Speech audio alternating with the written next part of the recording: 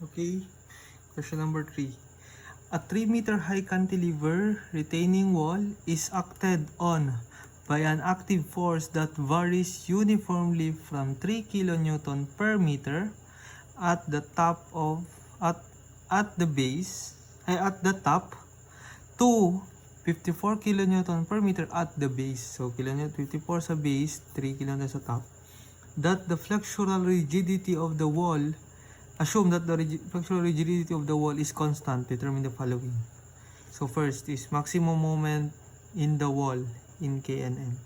So first is, itsura niya is, guys, is ganito. Kuya, is ganito. Ito yung cantilever wall. Ito yung 3 kN at the top na pababa ng papunta sa dano na merong 54 kN per meter. So mas mataas talaga yan. So ito yung 3 meter height niya. Yan, sabi niya na 3 meter high ng cantilever. So para mas hindi mahirapan, iikot natin yan siya. Itsura niya ngayon is ganito na. Ganyan. Para hindi tayo mahirapan. Ito yung beam. Cantilever. Ito, yan. Yan. Ito na yung, ito, napunta na siya dito, 3.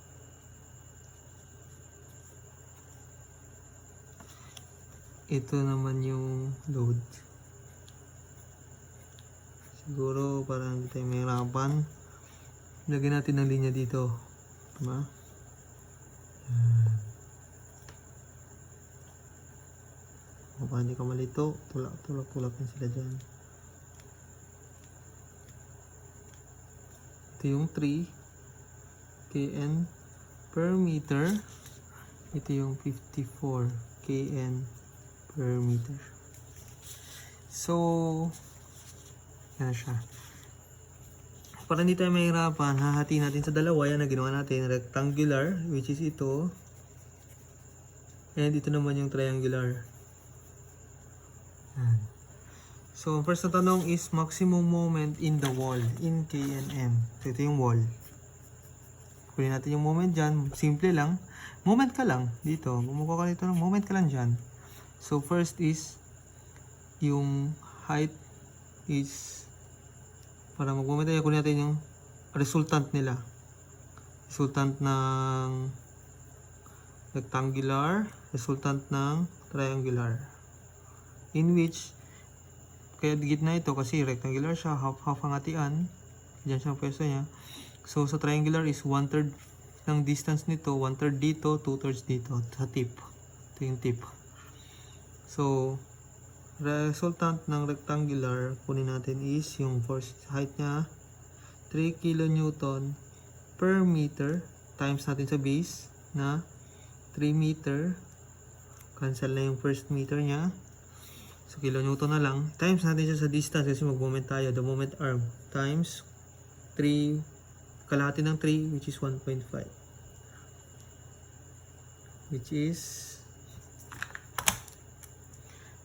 3 times 3 times 1.5. 13.5. Kilonewton meter na siya. Ito meter mo nito. Makansel yan. Okay. Meter. Add lang natin yung dalawang moment na yan, ang moment ng wall. So, resultant ng triangular is, ito palang resultant, itong area lang ito. Pero yung pag times na sa moment arm, moment na siya. So, resultant times moment lang ito. Sige lang. Moment naman tayo sa triangular. Moment ng triangular sa wall is yung 54 minus 3. So, para matira lang yung triangle talaga, ito 54 minus 3 is 51 kN per meter. So, 51 kN per meter times base na 3, force na yan siya. Resultant force na yan siya. Ang distance, ang over 2 pa pala, triangular. 1/2 base times height, triangular. Base, height, base, height, base, height, height, base. Force na yan siya. I-times natin sa moment arm. Meters man ito. Cancel. Times natin siya sa moment arm na 1/3 ng 3, which is 1. 1/3 ng 3 is 1. Okay. So, makuha natin siya ng 51 times 3 divide 2. 76.5 kn meter. Add mo lang yung dalawa. Ang answer niyan is, plus ko lang ito ng 13.5, 90 kilonewton meter ang moment. Kilonewton meter ang unit niya. Answer number 1. Yan na. So, okay na ito. Question number 2. Question number 2. If the wall is simply supported at the top. Ito ba ng top? So, dito na rin yan siya. Ito, simply supported na siya dito. Simply supported at the top. Determine the maximum moment in the wall in kNm. So, dito rin. Moment din dito. Pero, meron ng reaction dito. So, sabi natin, ang reaction due to uniform load, due to dito sa uniform load na ito, ang formula natin dyan is 3/8 WL. So, uniform, for uniform or U, 3/8, yan ang reaction niya. Reaction for uniformly loaded, and UN na lang, 3/8 WL. Kasi yung W natin yan yung 3. Tapos, for reaction naman for triangular, triangular load, triangular uniform load, 1/10 WL. So, kunin natin yung reaction nila dalawa, i-add natin, yun ang reaction dito. Tapos, mag-moment lang tayo ulit dito. Or, ima-minus lang natin yung moment nito. Kasi, kontra man siya. Ima-minus lang natin yan. So, first is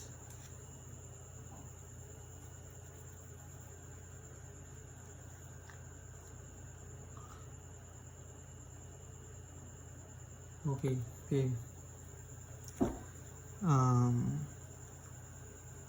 First is yung uniform load tayo, 3. So, 3/8 times 3 kN per meter times length na 3 meters. Cancel. Kn ang natira, which is yan ang reaction ng uniform load. Dito ilalagay natin siya dito. So, 3/8 times 3 times 3. So, meron tayong 3.37.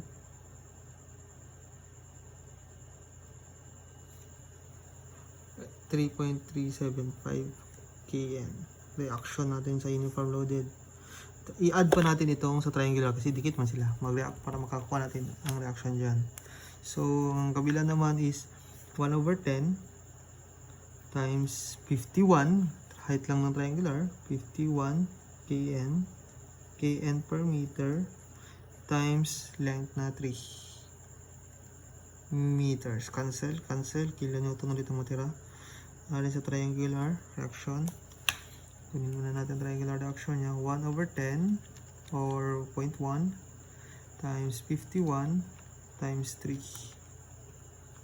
So, 15.3 kilonewton. Add natin sila dalawa. Plus natin yung 3.375.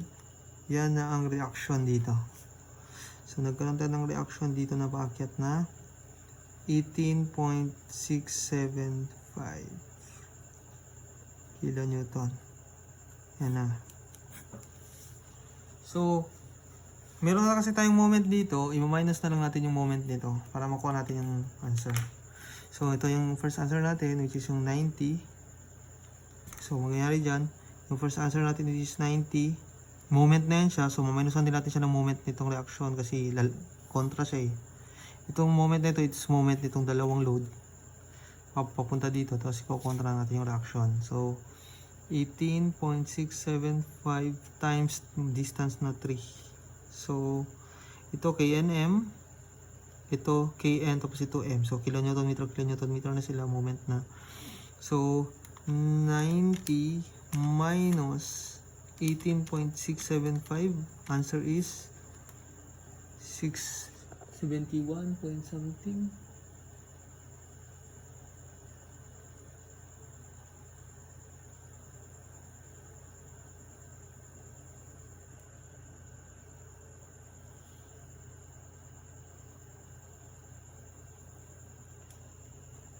Tama ba yun?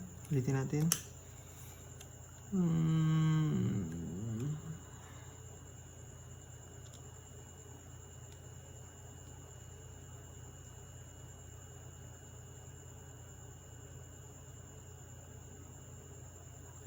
Mali ata ako. 90 minus 18.675 times 3 pala ito. So ito. Nalimutan ko yung 3. So ang answer natin sa number 2 is 33.975 kilonewton meter. Sorry kaya niya natagalan. Naisip ko bakit parang may mali. So yun na. So the third question is, if the wall is simply supported at the top, determine the maximum shear in the wall. Maximum shear daw dito sa wall. So, alam natin, pag maximum shear, ang shear ng wall is yung reaction din niya. So, kunin natin, add natin yung load ng ito. Kasi ito na yan siya. Load yan siya dyan. Resultant. Ay, hindi pala ito resultant. Ito pala. Ito. Resultant nito.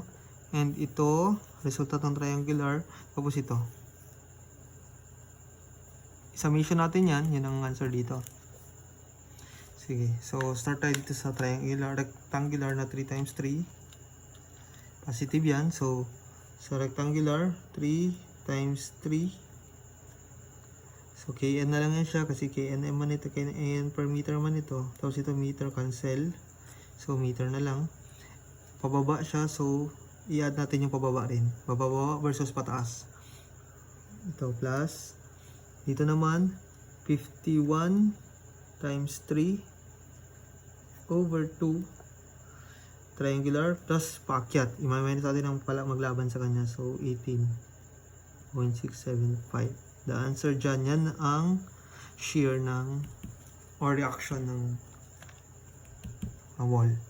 So, 3 times 3 plus 51 times 3 over 2 minus 18.675. So the answer is 66.825 kilonewton kasi shear siya. Vmax sa wall. Answer. So first, second, third.